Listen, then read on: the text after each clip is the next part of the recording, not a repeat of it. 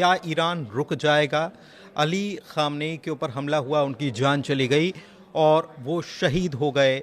Iran के लोग इस बात से बेहद नाराज़ हैं अमेरिका ने जो कदम उठाया है, वहाँ पर बदला बदला की मांग हो रही है। लेकिन इस बीच बड़ी खबरें भी युद्ध के मैदान से निकलकर सामने आ रही हैं। क्या क्या खबरें हैं वो एक एक करके हम आपको बताते हैं। सबसे बड़ी बात ये कि ईरान का अगला सुप्रीम लीडर कौन है वो तय हो गया है। जी हाँ, नाम तय हो गया है कि सुप्रीम लीडर ईरान का कौन होगा। हालांकि कार्यकारी सुप्रीम लीडर इनको बनाया गया है, इनका नाम है अयातुल्ला अराफी, जो कि कार्यकारी सुप्रीम लीडर बनाए गए हैं और ये 67 साल के हैं और ये खामनेई के बेहद करीब माने जाते हैं।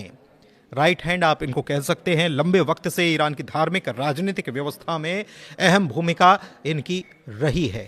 सवाल ये कि क्या ईरान रुक जाएगा? शायद ईरान रुकने वाला नहीं है, क्योंकि वहां की आवाम इस बात को बार बार कह रही है कि अब हमें चाहिए तो चाहिए सिर्फ बदला। और सबसे बड़ी बात कि इस बदले का संकेत जो है वो एक मस्जिद के ऊपर झंडे से साफ तौर पर नजर आ रहा है। ये ईरान की पवित्र जामकरान मस्जिद है, जिसके फिरोजी गुंबद के ऊपर लाल रंग का झंडा फहरा दिया गया है। मतलब खून का बदला खून, मतलब हमें बदला लेना है। और बदले की आग में ईरान इस वक्त सबसे ज्यादा जल रहा है, गुस्से की आग में सबसे ज्यादा जल रहा है। भोपाल की बात करें या फिर बात करें लखनऊ की या जम्मू कश्मीर की, कई जगहों पर हिंदुस्तान में भी इसी को लेकर प्रदर्शन देखने को मिला और यहाँ पर लोग गमगीन नजर आए हैं, उनकी आंखों में आंसू है, गुस्सा नजर आ रहा है, प्रदर्शन किया गया, रैलियां की गई। कश्मीर की बात करें तो वहाँ से भी तस्वीरें निकलकर सामने आई हैं। इसके अलावा बात भोपाल की करें या लखनऊ की करें तो वहाँ से भी शिया समुदाय की तरफ से रैली निकाली गई और अपने नेता सुप्रीम लीडर अली ख़ामनेई, क्योंकि धार्मिक नेता के तौर पर उनकी मान्यता थी, तो उनके निधन पर शोक जताया गया है। अब अयातुल्ला अराफी के बारे में आपको और ज़्यादा जानकारी दे देते हैं कि अराफी जो हैं वो असेंबली ऑफ एक्सपर्ट्स के उपाध्यक्ष हैं ईरान में। सुप्रीम लीडर की नियुक्ति करने का काम ये करती है और गार्जियन काउंसिल के सदस्य भी वो रह चुके हैं और फिलहाल ईरान की सेमिनरी प्रणाली का नेतृत्व वो कर रहे हैं। लेकिन अभी सुप्रीम लीडर कौन होगा? अभी तो कार्यकारी सुप्रीम लीडर की नियुक्ति कर दी गई है, लेकिन सुप्रीम लीडर के नाम पर फैसला जो है वो असेंबली ही लेती है। असेंबली ऑफ एक्सपर्ट्स इसका चयन करने का काम करती है। 40 दिन का राजकीय शोक है, 7 दिन की छुट्टी जो है घोषित कर दी गई है। IRGC ने कहा है कि हमने अपना महान नेता खो दिया। ये तक कहा जा रहा है कि इमाम हुसैन से उनकी तुलना की जा रही है, उनकी शहादत को इमाम हुसैन की से तुलना करके बताया जा रहा है कि ठीक उन्हें उसी तरीके से याद किया जाएगा जैसे इमाम हुसैन को याद किया जाता है। दूसरी तरफ भारी नाराजगी और शोक तो है ही, लेकिन इस बीच वहाँ जो कोशिश इजराइल और अमेरिका की है वो है रिजीम चेंज करना, मतलब वहाँ पर सत्ता परिवर्तन करा देना। लेकिन क्या सत्ता परिवर्तन आसान हो जाने वाला है? दरअसल सत्ता परिवर्तन अब और मुश्किल हो चला है, क्योंकि इस बात की भनक या ये समझें कि अपनी समझ से ईरान के सुप्रीम लीडर रहे अली ख़ामनेई जो हैं उन्होंने पहले ही इस बात का ऐलान कर दिया था कि उनके बाद कौन होगा और कैसे किसको क्या जवाबदारी निभानी है। और इसी को लेकर हमने आपको खबर से बाखबर किया था कि उन्होंने अली लारीजानी को शक्तियां जो हैं वो दे दी थीं और अली लारीजानी के नेतृत्व में ही, अली लारीजानी कौन है? वहाँ की सुरक्षा संस्था जो है उसके प्रमुख हैं और एक प्रकार से अयातुल्ला अली ख़ामनेई जो हैं उनके बड़े प्रमुख सलाहकारों में से एक अली लारीजानी का नाम है। सबसे ज़्यादा भरोसा उनके ऊपर किया जाता था। तो अली लारीजानी के नेतृत्व में नए नेताओं ने सत्ता संभाल ली है और IRGC ने भी, जो कमांडर्स उनके शहीद हुए हैं उसके बाद नए कमांडर्स की नियुक्ति भी कर दी है। तो कुल मिलाकर अगला फेज कौन करेगा और अगली तैयारी किसकी है, ये पूरी तैयारी कर ली गई है। कहने का मतलब ये है कि अगर पहली पंक्ति को नुकसान होता है तो दूसरी पंक्ति रेडी है। ठीक आप समझिए कि ये ठीक वैसा ही मैकेनिज्म है जो कि हमने हमास में देखा, क्योंकि हमास के कई लीडर्स के ऊपर जानलेवा हमले किए गए, उनकी जान ली गई। तो इसके बाद अगला लीडर कौन होगा ये तय भी हो गया। हिजबुल्लाह में भी आपने देखा कि हिजबुल्लाह को भी ख़त्म करने के लिए इसराइल ने जिस प्रकार से काम किया, उसके बाद दूसरा लीडर तुरंत तैयार हो जाता था। तो ये बाकायदा इसके बाद कौन, इसके बाद कौन, ये पूरी तैयारी वहाँ पर है, ये साफ तौर पर नज़र आता है। तो रेजीम चेंज करना इतना आसान है नहीं। रेज़ा पहलवी को शायद ये भूल जाना चाहिए, क्योंकि एक्सपर्ट्स भी ये कह रहे हैं कि रेज़ा पहलवी भूल जाएं कि वो कभी सत्ता में स्थापित हो पाएंगे। लेकिन इस बीच ईरान के स्टेट टीवी ने एक बड़ा दावा किया है, कहा है कि कई सारी हाइपरसोनिक मिसाइल जो हैं वो तैयारी में हैं हमला करने की यूएसएस अब्राहम लिंकन के ऊपर। इसराइल का ईरान पर सख्त रुख देखने को मिल रहा है। वहाँ के रक्षा मंत्री इसराइल काट्स जो हैं वो कह रहे हैं कि हम खतरे के साकार होने का इंतज़ार नहीं कर सकते थे। चरमपंथी और हत्यारे शासन की ऐसी क्षमता हासिल करने के रोकने के लिए कार्रवाई की है जो इसराइल और पूरी दुनिया के लिए खतरा थी। तो वो ईरान को खतरा बता रहे हैं। और उन्होंने कहा कि जो भी कोई इसराइल को ख़त्म करने की धमकी देगा हम उसे खुली छूट नहीं दे सकते हैं, और हर लोग ईरान के हर तत्व जो है हमारे निशाने पर हैं। लेकिन आईआरजीसी जो एक्सपर्ट्स मानते हैं, जिस तरीके से आईआरजीसी काम करती है या जिस तरीके से उसका मैकेनिज्म है, उसको लेकर एक्सपर्ट्स का कहना है कि आईआरजीसी कमज़ोर भली हो जाए लेकिन ख़त्म वो नहीं हो सकती है। सबसे बड़ी बात यह है कि आप देखेंगे कि ये जो जंग छिड़ी है इसमें ईरान के ऊपर इसराइल और अमेरिका जो है दोनों ने हमला जो किया, हवाई हमलों का इस्तेमाल किया गया है, 200 से ज़्यादा जेट्स का इस्तेमाल किया गया, 500 ठिकानों के ऊपर बमबारी की गई।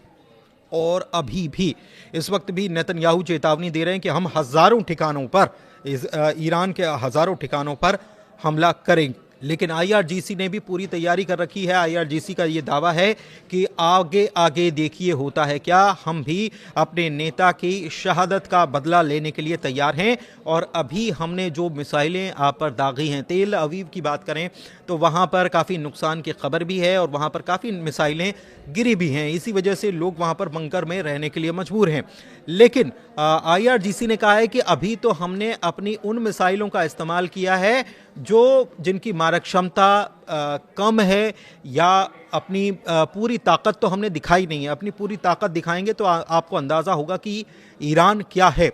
और आपने जो छेड़ा है, क्योंकि हमने आपको कहा था कि रीजनल वॉर में ये तब्दील हो सकता है, तो केवल इसराइल और अमेरिका नहीं, अमेरिका के कई सारे ठिकाने जो हैं उनको भी टारगेट ईरान की तरफ से किया गया है। हालांकि इसके बाद जैसे ही हमला हुआ और ये सब खबरें आई, उसके बाद यूएन की मीटिंग बुला ली जाती है, इमरजेंसी मीटिंग सिक्योरिटी काउंसिल की बुलाई जाती है, उसमें भर्सना होती है, तमाम तरीके की बयानबाजी होती है। लेकिन बड़ी बात क्या है? बड़ी बात यह है कि रमज़ान का पवित्र महीना चल रहा है, इसे मुक़द्दस महीना कहा जाता है। और ऐसे में एक सुप्रीम लीडर या जो कह लें कि धार्मिक नेता, शिया समुदाय के सबसे बड़े धार्मिक नेता जो हैं, उनके ऊपर हमला किया जाना या उनकी हत्या किया जाना, ये क्या बता रहा है? ये क्या एक बड़ा धार्मिक वॉर तो नहीं शुरू हो जाएगा? इस बात को लेकर एक्सपर्ट्स चिंता जता रहे हैं। क्यों चिंता जता रहे हैं? क्योंकि क्रिश्चियनिटी में लेंट फेस्टिवल इस वक्त मनाया जा रहा है। दूसरी तरफ रिलीजियस वॉर की चिंता भी इसलिए सता रही है क्योंकि ज्यूज फेस्टिवल भी अभी चल रहा है और 3 मार्च को इसे सेलिब्रेट भी किया जाएगा। तो देखिए बहुत सारी, क्या ये प्लानिंग के तहत किया गया, 3 मार्च को इसको सेलिब्रेट किया जाएगा। और तीसरी तरफ रमज़ान का पवित्र महीना हमने आपको बताया, और उसमें भी हमले इमाम अली खामनेई के ऊपर, रात में हमले ज़्यादा हो रहे हैं। मिडनाइट हैमर और राइजिंग लायन 12 दिन में हुआ था, ये भी आपको याद है, और उस वक्त भी, उस दौर में भी रात में ही ज़्यादा हमले हुए थे। अब हुआ क्यों सबसे पहले इमाम अली खामनेई को टारगेट किया गया? दरअसल ईरान का जो सिस्टम है उसमें सुप्रीम लीडर जो हैं वो 37 साल से अली खामनेई साहब ही थे, और प्रेसिडेंट भी जो हैं उनको ही रिपोर्ट करने का काम करते थे। मतलब नीचे के लोग भले ही सब बदल जाएं, लेकिन सुप्रीम लीडर अपने पद पर बने हुए थे। और ये अमेरिका और इजराइल को ये मालूम था कि अगर सुप्रीम लीडर को टारगेट कर दिया जाता है, ऊपर के लेयर को अगर उड़ा दिया जाता है, तो नीचे की इमारत धराशायी हो जाएगी। लेकिन ये इतना आसान नहीं रहने वाला। पावर सेंटर को खत्म करना, स्ट्रक्चर को डिमोलिश करना, ये कोशिश इसके जरिए की गई है। लेकिन आप सोचिए कि क्या अमेरिका की कोई अकाउंटेबिलिटी इसमें नजर आती है आपको? इसलिए हम ये कह रहे हैं कि वेनेजुएला हमने एक उदाहरण देखा, ईरान हमने देखा, सीरिया हमने देखा। सीरिया में तो ट्रंप का ये खुल्लम खुल्ला बयान है। उन्होंने कहा है कि वहां पर जो सत्ता में बैठे हैं उनको बैठाने का हमने काम किया, और वो भी वो शख्स जिसके ऊपर 80 करोड़ रुपए का इनाम था भारतीय मुद्रा में, आतंकवादी घोषित किया था यूएन ने, उसको आपने सत्ता में बैठा दिया। और सत्ता में बैठाकर आप ये कह रहे हो, और रेड कारपेट पर उसका स्वागत करते हो आप, और उसी को आपकी फोर्सेस कभी किसी वक्त में तलाशा करती थी। तो ये जो नीति है अमेरिका की, दादागिरी वाली नीति, वो कब तक चलेगी? सवाल ये भी उठ रहे हैं। क्योंकि सवाल इसलिए ये उठ रहे हैं क्योंकि आपने वहां ऐसा कर दिया, सीरिया में सत्ता परिवर्तन करवाया और वहां अपने मन मुताबिक बैठा दिया, और वो शख्स जो आतंकवादी था, आपकी ही लिस्ट के हिसाब से आपने उसके साथ गले में हाथ डाल के और फोटो सेशन कराया रेड कारपेट पर, अमेरिका बुलाया। तो एक चीज। दूसरी बात, इसके बाद आप वेनेजुएला, वहां के राष्ट्रपति को आप उठवा लेते रातों रात। वहां के लोगों के द्वारा चुने गए थे, जो भी था, लेकिन वहां पर सत्ता परिवर्तन करने का तरीका क्या है? इसके बाद ईरान, फिर क्यूबा को वो लगातार धमकी दे रहे हैं, और ईरान में अगर वो कुछ कर जाते हैं तो फिर क्या क्यूबा की बारी है? और दूसरे मुल्कों के ऊपर भी नजर है। और वो मेक अमेरिका ग्रेट अगेन जो है, वो नक्शा बड़ा करने का क्या एक ख्वाब या सपना है अमेरिका का, और रोकने वाला कौन है? तो क्या ये वही है कि जिसकी लाठी उसी की भैंस? सवाल ये भी है। इस बीच हमने आपको बताया कि भोपाल, लखनऊ, कश्मीर में रैली हुई, प्रदर्शन हुआ, खामने की मौत पर मातम देखा गया, लोग रोए हैं, उनकी मौत को शहादत का नाम दिया गया। पाकिस्तान के कराची से भी खबर आई, वहां पर भी यूएस काउंसिलेट पर हमला किया गया। नाराज लोगों ने वहां पर आगजनी की, और इसके बाद पुलिस ने वहां पर फायरिंग कर दी अपने ही लोगों पर। 10 से ज्यादा लोगों की मौत की खबर निकलकर सामने आ रही है। इधर कमला हैरिस ने बयान दिया है, ट्रंप के खिलाफ चुनाव जिन्होंने लड़ा था, और उन्होंने क्या कहा है? उन्होंने कहा है कि ट्रंप ने अमेरिका को जबरन युद्ध में घसीटने का काम किया है, जबकि हमारे लोग ये चाहते नहीं थे इस युद्ध में उतरना। नेतन्याहू फिर भी चेतावनी दे रहे हैं कि हजारों ठिकानों पर हमले करेंगे, ईरान से आतंक के शासन को उखाड़ना हमारा टारगेट है, और लोगों से अपील कर रहे हैं कि ऐतिहासिक मिशन है, इसके लिए हमको एकजुट हो जाना चाहिए। इस बीच फ्रांस के राष्ट्रपति इमैनुअल मैक्रोन जो हैं, उनकी तरफ से बयान आया कि हमको ये जानकारी नहीं थी कि अमेरिका ये हमला करने जा रहा है। पुतिन ने बयान दिया, खामनेई की मौत को उन्होंने निराशाजनक बताया और कहा है कि अंतर्राष्ट्रीय कानून का उल्लंघन है और ये बर्दाश्त नहीं किया जाएगा। अगर बर्दाश्त नहीं किया जाएगा तो रूस क्या करेगा? रूस क्या करेगा? सवाल ये भी बड़ा है।